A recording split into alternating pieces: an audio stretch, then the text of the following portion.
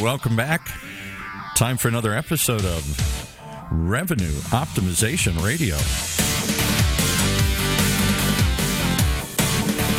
Brought to you today by the good folks, Upland Altify, the sales transformation company. We're here with the host, Patrick Morrissey, who's going to tell us, well, we'll let him reveal it here. Hey, Patrick. Paul, good morning. How are you? I'm doing good here. Always anxious to hear your thoughts and 30,000-foot view of the revenue world here. Well, I'm glad that you're interested. Hopefully the listeners out there are interested as well, because I want to get into a topic today that I'm starting to see emerge more aggressively, which is really the rise of customer revenue optimization and really thinking different about not just selling, but the entire end-to-end model in the world we live in 2020. Well, let's start with the assumption that it's more than sales, because that's what you're always preaching here. And yet we always think, well, customer revenue, that's just selling more stuff. Yeah, I think the insight there is on a couple levels is, one, sales kickoff is not just for sales anymore. The thing that I'm observing is we talk to customers and I look at what's going on in the market, and we and others are starting to talk about it as revenue kickoff, not sales kickoff, which is one of the key tells here, is it's not just the salespeople and their technical counterparts who are coming to kick off and either live or on Zoom and extended meetings. It is marketing, it is customer success, it is oftentimes people from the product and people that you wouldn't think are touching customers, because the reality is we're all in the business of selling. We're all in the business of delivering value. And you're starting to see much aligned, I think, with the rise of chief revenue officers, or sometimes in bigger organizations, that's what the president does in actual practice. She's actually the chief revenue officer, but she owns success, she owns marketing, she owns sales, and then some, and it's all about value delivery. It reminds me, we had somebody in here a while ago, the founders of Barefoot Wines, that huge kind of entry-level wine brand. They sold it a couple years ago for, $500 million or something to Gallo, something huge. And their philosophy was much like that. They said, we really only saw two roles in the company. No matter if you were the janitor or the CEO, you really only fell into two things. You were either in sales or you made something. You were either in manufacturing or sales, and decide which team you're part of here and then become part of it. It's not just the sales guys anymore. Yeah, I think that's right. My variation on that same thing was you either make something, sell something, or you're in the value business. Right, are making sure that the customers are getting maximum value out of whatever's been made and whatever's been sold. Right. And that means, maybe there needs to be more wine drinking is really where I'm taking this conversation to make sure that, if you can drink with the customers, that could be a potential win. But I think the fundamental insight is correct. And what I observe is best-in-class companies really have this bias that oftentimes is very much shorthanded, just the way you were talking about with the Barefoot example. We're in the business of making something great, and we're in the business of making sure, as many people in the world know about it and buy it as possible. So are these other team members ready to tackle sales? Are they ready? Are the people in the marketing and maybe even the design team, are they ready to jump into the sales conversation, or would they just as soon, people seem to hate sales, so would they just as soon stay out of that? Yeah, you know what? That's a great question. And I think the bottom line is they're a lot more ready than they've been given credit for. The reality here is that there are lots of good ideas in the organization and lots of sophistication and lots of insight for people to take advantage of that very often are not, because the bias of you're not in sales or you don't know, it really gets in people's way. So how do you bring them in? What kind of methodology do you use to track this, and what kind of, framework do you build to give them a voice in this process? Great question, Paul. I think going back to the initial insight is, step number one is understand this is a team sport and start thinking about and talking about it as the revenue team. And, using the example I was talking about before with revenue kickoff, one of the ways you bring that to life is, instead of the old school kind of, we're going to get up and have the sales rep tell his heroic story about he went from zero to this epic deal, is actually bringing the entirety of the team that touched a deal up on stage. I was talking to a customer last week, and they were talking about a sales kickoff presentation they had done, and they wanted to make sure that people understood just what it took to get this thing done. So they had everybody who touched the customer and touched the deal come up on stage. And a big company, big customer. Wow. Yeah. Guess how many people showed up on stage? More than one or two. 80. More than 80 people. Oh, my goodness. And if you take that apart, if you think about, marketing and business development, you think about the finance people, the ops people, the people who help get the contract done, people in information security, then you get out into, customer success and the professional services organization, et cetera, and the layers of management above those and people who had contributed subject matter expertise. When you think about the world of big, complex selling, which is where we live, day to day, it really is a team sport. So back to your question, I think there's a couple things. One is start with this bias that it's everybody's business and everybody's involved. The next thing is, much like the sales kickoff example, is recognize those people and activate that in terms of the overall team. And the third thing I think is being really intentional and focused about really using a sales methodology. And in sales methodology, for some people, that's a very esoteric thing. For others, it's just a framework of how you do selling, whether you're a medic or a med pick person, or you're a target account selling person, or you're a challenger, sale. It comes down to, does everybody in the organization speak the same language and understand the same things about where we're at in the account or in an opportunity cycle? Well, I'm going to go one step back as an old marketing guy. I remember going into an account years ago, and I walked around. I heard the CEO's vision of what it is that they sold, and then I said, well, let me talk to your salespeople. Let me talk to your manufacturer. Let's just walk around the organization and see what everybody says. What are we selling here?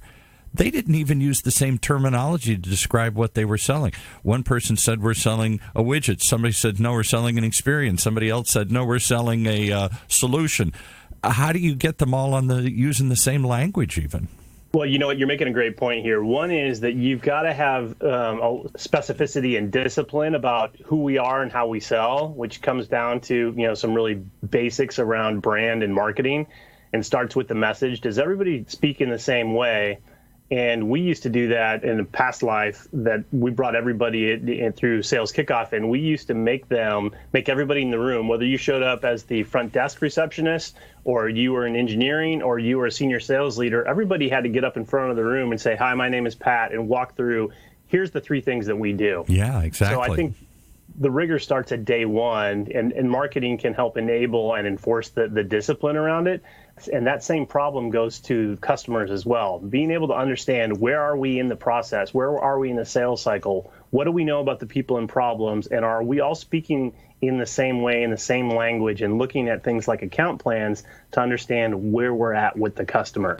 And again, you would be stunned how often that doesn't happen in real life. I think that's true, and I think people would be stunned if they went out and really honestly talked to their customers, or had somebody else talk to their customers maybe and say, what do you see them? You've been doing business with this company for a while. What do you see? What do you see they do? What do you think of them for? And they'd say, well, we think of them for this widget we buy. Well, don't you think of them? They also offer this service. They also offer. No, I never think of them for that. I didn't even know they did that. That's right. And part of it is because we just don't, one of the places we fall down and why organizations struggle with particularly big account selling is that they don't understand enough about their customers.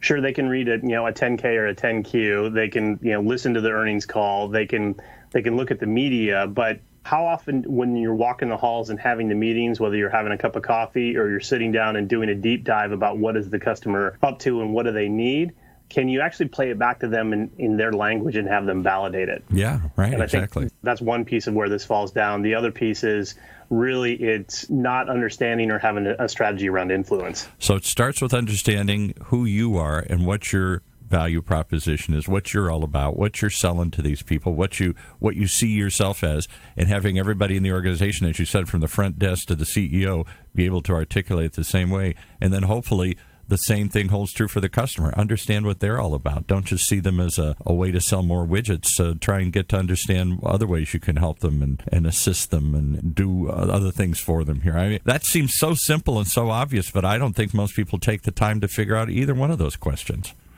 Or if they do, they don't spend enough time, and it comes back to some basics on research we've done that oftentimes if you decompose that into an interaction or into a meeting, the headline there is what our research would say, here at Altify, is that 40% of the time a sales or revenue team goes into a meeting without a clear plan and a clear execution. So that's failed to plan is failed to win. But I think it also starts from the idea that, hey, you show up, let's have a discussion and let's bring some value to the party. And then let's also confirm that what we believe or what we know is true. and invite the customer to help steer us in a way that helps them, as opposed to, the show up and throw up in terms of, getting in front of a customer or getting on the phone and you spend all your time talking and much less of your time listening. Okay, so we've set some basic ground rules here. That's nothing rocket science here. Get to know, be clear on what you're offering and be clear on what they're looking for. Ask some questions, listen a lot. How do you turn this into a method, though? How do you turn this into, go from being an ideal, gee, I wish we'd do that, to making it an actual step-by-step methodology? I think the challenge for a lot of organizations is they know what good looks like. They know the behavior that they want to replicate. The problem is it's not instantiated in their business rules and in their systems. Exactly. So when you think about what do I need to do to facilitate a customer conversation and understand, is this opportunity real and does it make sense for us to go after it? Being able to bake the sales process with the methodology constructs, what do we expect? What do we need to know? What are we listening for? And what is the outcome that should happen at each stage is where this falls down. And what I mean by that is oftentimes, and where you see this come to life is in deal reviews, but also you see it on forecast calls. Well, we're in stage 4, or we're in stage 5, or we're in negotiation, or we're in whatever it is. Okay, that's great. And we sort of take the headline of what should happen in that stage and gloss right over what behaviors did we observe, what did we do, what did the customer do, and how do they buy, and how do we know? That's really the anchor to your question, is put it in the app. So let's go back to the tools. Let's start with the assumption that many or most of us are using Salesforce or something like it. I don't see any check boxes. I don't see any what did we hear and learn today, places to enter data in those programs.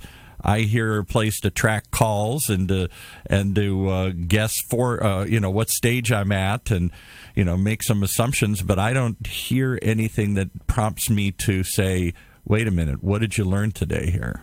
Or did you ask these questions today here? Yeah, it's a great point, Paul. And that's one of the things that we do out of the box, but certainly we're not, you can construct this in CRM or construct it other places as well. Is there's, fundamentally a series of assessment questions or qualification questions, discovery questions that every sales organization on the planet has.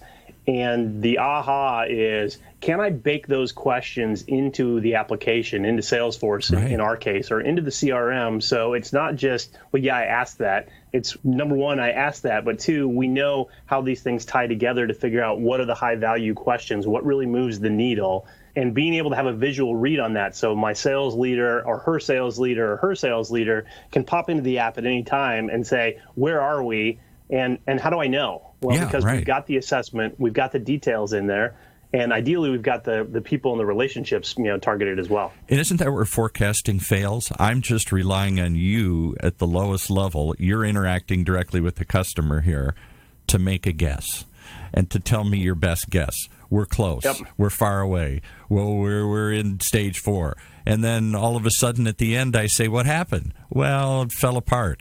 Why did it fall apart? Well, we didn't anticipate somebody coming in from left field and having their own.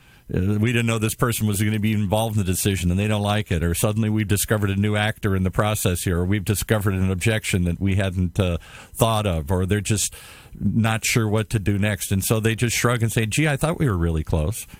And then you get out there and you say, well, come on, guess better.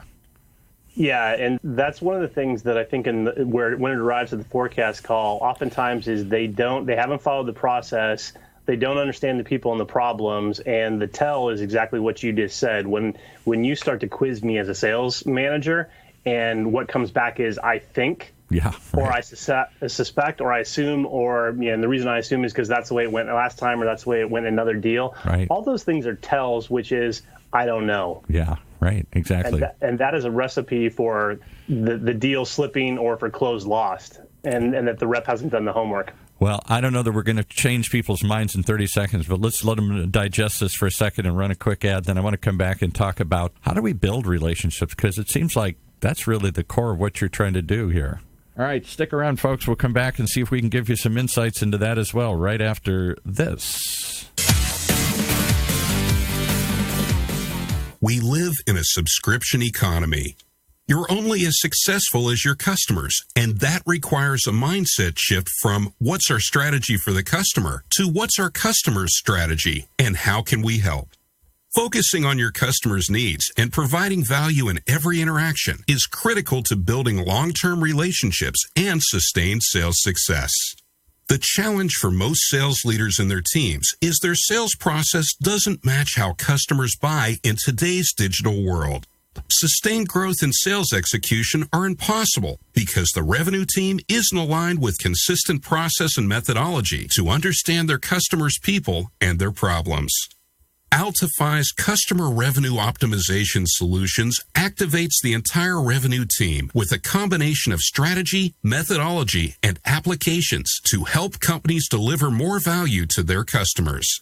The result is increased sales velocity, improved win rates, and increased customer satisfaction. With a CRO strategy, now you can effectively collaborate across the entire revenue team to win new business and unlock more cross-sell and upsell opportunities. Built natively on the Salesforce platform, Altify helps revenue leaders and their teams achieve sustained revenue growth and sales success. Visit Altify.com today to see how they help accelerate sales performance for some of the world's best sales teams, including Autodesk, Comcast, GE, Honeywell, Salesforce, Tableau, and United Health Group. All right, we're live again with Patrick Morrissey here from Upland Altify, and we're talking about really how customer revenue optimization can change the game for you and your organization here in the new year, in the new decade. We talked a lot about, sales and being clear of what you're selling and what they're looking for, and the whole team from the bottom to the top speaking the same language and listening more than they talk. And we talked about trying to make this a method and not just the madness of relying on people to guess all the time here. But I guess it really goes back to, and you preach this a lot, if you really want to accelerate sales, it's the relationship, stupid. Start with that. Well, it is, and I think one of the forecast problems we were talking about earlier, it comes back to, do we really know the people?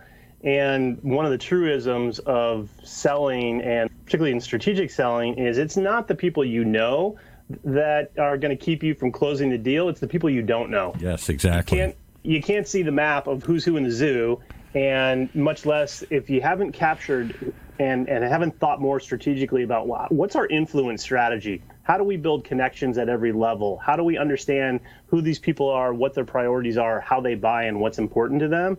And then how do you, again, bring the team to the party? Because, again, nobody sells alone, particularly in big B2B selling, that you need to be able to map this out and figure out what is your strategy to get to the decision makers. Because the other truism about this that trips people up around the relationship element is sales reps generally default to talking to people who will talk to them. Yeah, right. I got one. Back to which is great if you're really high in the food chain and you're talking to a key player and somebody who's going to make a decision, but oftentimes you're not. And so part of the having a plan and part of thinking through a relationship and an influence strategy is understanding who has influence, regardless of what their title is. Who influences who, where's the connective tissue, who can introduce you up and over, and how do you validate based on what you know about the customer that you deserve an audience with that person, so when you get there, you're bringing some value. And it isn't always as obvious as you think it is. It isn't just, hey, I'm talking to the right person with the right title here. They may not have the real power in this position, or they may not have the CEO's ear like somebody else does here in the organization. I'll give you a perfect example. I'm just struck by remembering years ago when I did public relations rather than radio and tried to go on the other side. And I was trying to get an editor to do a story. And they were the editor. So I'm talking to the right person, and I took them to lunch. I got to know them. I thought I'm in with this person. And then I find out there's somebody else in the organization who's jockeying to become the managing editor over this person here. And though they didn't have the title, they kind of had, and somebody else in the organization said, well, pay attention. This guy's got the bigger office. This guy's getting more FaceTime with the publisher of the newspaper here. And I had to realize that despite what my contact was telling me, despite what my knowledge was telling me, I'm talking to the right title, I wasn't talking to the right person anymore. Mm-hmm. I think there's definitely, that happens every day, all the time, or people don't know and can't see it. I think the other thing related to your point about influence, too, is I've seen what would almost be the reverse of that situation. And I've been involved with one of those things, an opportunity for us last year where we ultimately didn't win. And when we did a review with the customer to understand why we didn't win, one of the things that we heard back was we had spent too much time trying to talk to somebody senior and had come to the wrong conclusion about the power and the influence that the person who was assigned to the project and came in late to the project had. And so we made some assumptions that weren't accurate. We didn't validate. And more importantly, I think we skipped over the basic step of trying to enable everybody on the team, on the prospects team, to be successful, and really understanding their needs and their, not just their influence or their power, but also, how they interacted personally. And what that translates to is we didn't win, but what also came back was, hey, I didn't feel like you guys were on my team. Yeah. You weren't helping me. Yeah, right. You weren't helping me. You were talking to the boss or to somebody else here, but I didn't. I felt left out. I didn't feel strengthened out of this. Nobody was listening to my concerns along the way, and I killed the deal. That's exactly right. Or it didn't kill the deal. We didn't win. Somebody else won, but it was because we missed a basic around relationships. And I think that story, both the one you were telling about understanding who's got the real power up above, but also who's got power across the team. And do you understand the relationship dynamics? And do you understand enough about how the organization makes decisions? The statistic I saw from IDG a few weeks ago, I think, or IDC, was there for complex decisions, there are 17 people involved in the purchasing. Like the decision making, there are more people involved in the actual cycle, right? But there are as many as 17 people involved in actually having to say yes to a purchase decision. That's a big group to keep track of. Yeah, and you can't take them all out to lunch, and you can't be their buddy, and you got to be able to somehow enlist all of them and make them all feel part of the process. Because any one of them, it's the weakest link theory. Though it only takes one break in the chain to break the whole opportunity here. That's right. Well, that's a frightening thing. I just want to meet Mr. Big and get to know him and become his buddy or her buddy, and I don't want to figure out how their internal system works or doesn't work. And but you're saying if you don't, you're not going to get very far. It's because it's all about building those relationships and then ultimately trusting those relationships to be working for you here. Yeah, I think the trust key is the key element. I'd think about what you think about, customer revenue optimization and what the strategy is to deliver value for customers. It has to be you're delivering value at every level of the organization, and that comes from understanding the people and understanding their problems. The old walk a mile in their shoes sort of thing in actual practice is exactly, for all the excitement around technology and AI is going to sell everything for us and make us all smarter and so on. The basic building blocks around understanding the people and the problems, being able to speak to the customer in their language and talk to them about their outcomes is how you build trust and how you build credibility. And it really comes down to earning the right to get to the executives. And you earn the right by being able to facilitate those relationships, by bringing the value and the insights and making sure that you understand really what problem we're solving and why it matters. Well, I can't help but think about our next program coming up here about CRM. And I hear this discussion all the time on that show. Somebody goes in and sells the CEO, sells the sales manager, sells somebody high in the organization that they've got to have this special new CRM, this special new software, and they get all excited and say, boy, yeah, I'm going to be able to track everything, and I'll keep these guys accountable. And then they implement it, and the whole organization fights it. It didn't. It's not there to help me. It's just help so you can monitor me, so you can yell at me more here. I'm not going to participate. I'm going to sabotage this thing, or I'm certainly not going to embrace it willingly here. So, whereas if the sale had come up and the people had gone to the CEO and said, this is going to help me, please buy this, whole different conversation than I bought this, guys, and you all better figure out, you all better start using it. 100%. You have to have buy-in, and you also have to get through the hurdle of what's in it for me. And what you find consistently is when people feel like they have a voice in that conversation, as well as you can demonstrate, the ability to play back the basics, like here's where we are in terms of the assessment, really qualifying a deal. Here's what the relationship map looks like, and here's my influence strategy. Here's how this helps me talk to the customer in their language. Those things are game changers. Yeah. And that's a level above CRM. And that's really what customer revenue optimization and a CRO strategy is all about. Well, it's playing three-dimensional chess in a world that's still playing checkers here. Thinking one move at a time here. Thinking multiple moves ahead instead of one move at a time here. Well, I love the idea about how do they find out more if they want to start a customer revenue optimization strategy and not just track customer relationships. Or if they want to learn how to build better customer relationships and understand the relationships that they're walking into here. Yeah, I think there's a couple things. One is being able to, you come see us at altify.com or uplandsoftware.com, and also check out the account planning white paper is one option, or the CRO benchmark study is another option in terms of assets to really shape the thinking about the art of the possible. Well, that's it, the art of the possible. Well, we're going to see if it's possible to keep you coming back more for this. It's a fascinating discussion, and we look forward to bringing it to you each and every week here.